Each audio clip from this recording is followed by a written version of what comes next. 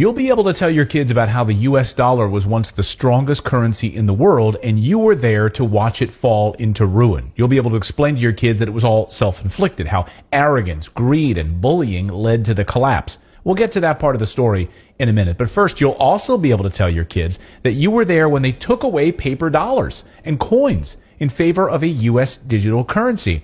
And you'll be correct, because in fewer than 24 hours, the United States dollar changes forever. Tomorrow, the first week of April, the Federal Reserve begins the rollout of their new central bank digital US dollar. That's right. It's called the FedNow program, and it's going to replace your paper currency. Not overnight, but it's moving in that direction. And it will move the United States to a cashless society, a surveillance state where every transaction will be tracked and cataloged, where, as the Fed describes it, money that's in your account can even expire and become unusable. That's right, just like that Red Lobster gift card that you never used. One day you go and try to buy some popcorn shrimp and some Cheddar Bay biscuits, and the gift card doesn't even work anymore. Gone. You can read how the Fed plans to use the expiring money right on the Fed's website. China's already doing it. We already have a template for it. And many U.S. government museums, national parks, historical sites are no longer accepting paper dollars. Many of you have emailed me about this. You've tried to go and actually use dollars at different locations. Sorry, we don't accept cash. Want to go visit the Wright Brothers Museum? Don't bring cash. You'll have to use digital currency. Want to go to Smithsonian? Sorry, no cash. How about Mount Rainier National Park? Sorry, no cash allowed. We only accept digital. And many American businesses have already gone cashless as well. They'll pretend it's all about convenience, but really, it's all about control. The brilliant Catherine Austin Fitts recently described what going cashless would do to all of us. The reality, as the financial system gets more controlling and more invasive, it's a little bit like bringing up a corral around us. And CBDCs, central bank digital currencies, and vaccine passports or digital IDs are sort of the last shutting of the gate. It's hard for many people to imagine the risks here because we're so used to living with financial transaction freedom, and we don't understand that when this gate closes on us, we literally will be sitting in a system where the central banks believe that our assets belong to them, and they can dictate where we can spend money and what we can spend money on. It's frightening, and she's 100% correct.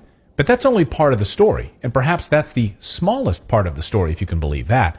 Now to the elephant in the room and the larger reasons we're seeing the decline of the US dollar. But first, I decided to go sophisticated for today's video. I could have kept it super simple, but instead we need to talk about some specific details, and you are a very smart audience that will watch this video until the end. So we're going to go sophisticated today, okay? Let's do it.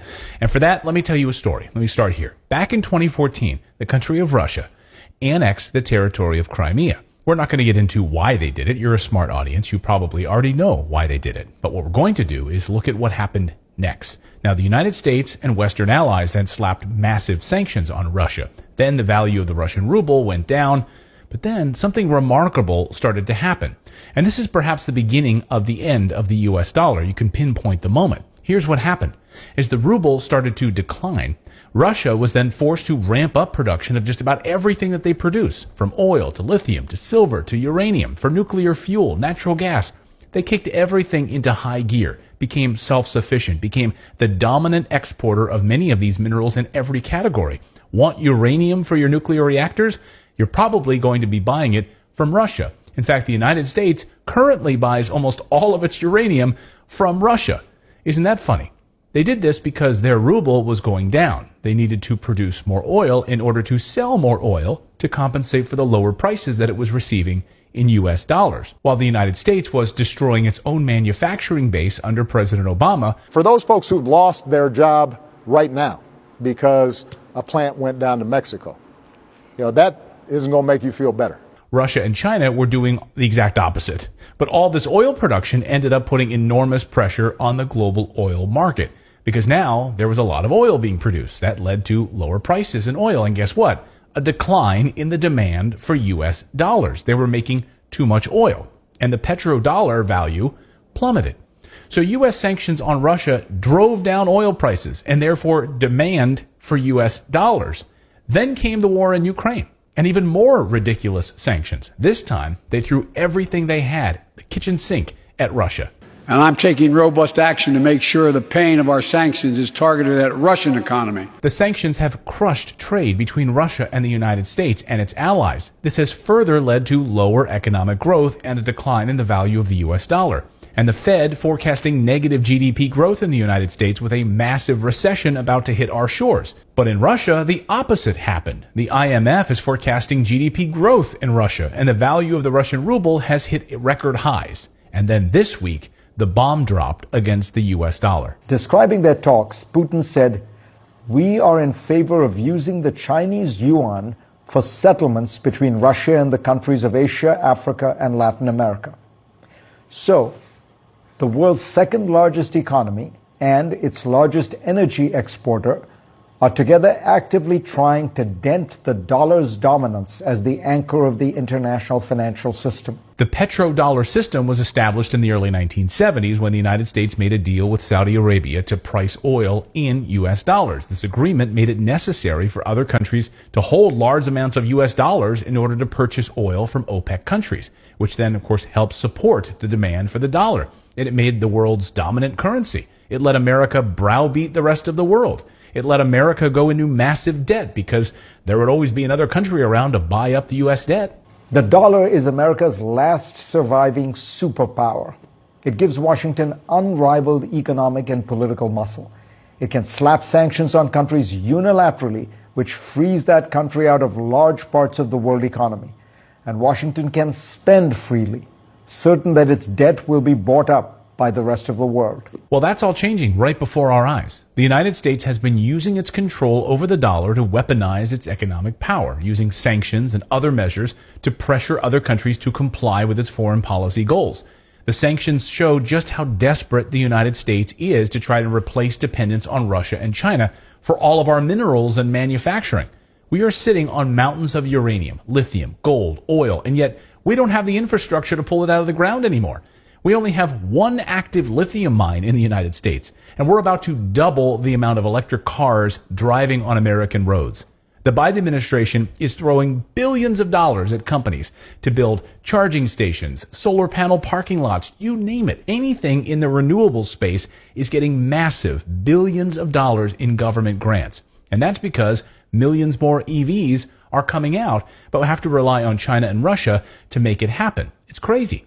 Yesterday, the head of the European Commission, Ursula von der Leyen, admitted the truth about our reliance on China and Russia for minerals and resources.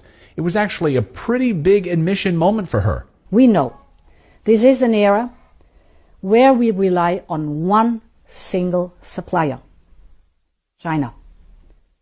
For 98% of our rare earth supply, 93% of our magnesium, 97% of our lithium, just to name a few. And literally on the same day that she made that statement, Ford Motor Company admitted that it's spending billions and teaming up with China to mine minerals for its electric cars. They're going to do this in Indonesia. Yeah, that's right. This is how bad it's gotten that Ford is teaming up with China.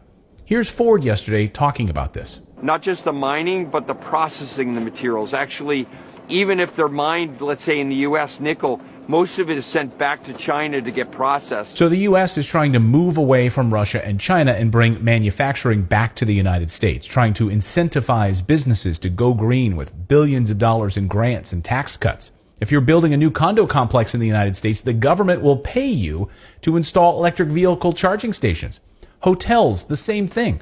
So, of course, all of these businesses are taking free money and building these things for the tax breaks. They'd be stupid not to. The United States is facing the perfect storm for the U.S. dollar. China, Russia, Saudi Arabia ditching the U.S. dollar to settle oil transactions. On top of that, America has outsourced its manufacturing, its minerals production overseas. And the Federal Reserve moving to a digital version of the U.S. dollar that can be expanded and printed at any moment because it's not tied to any physical representation of money, no coins, no dollars.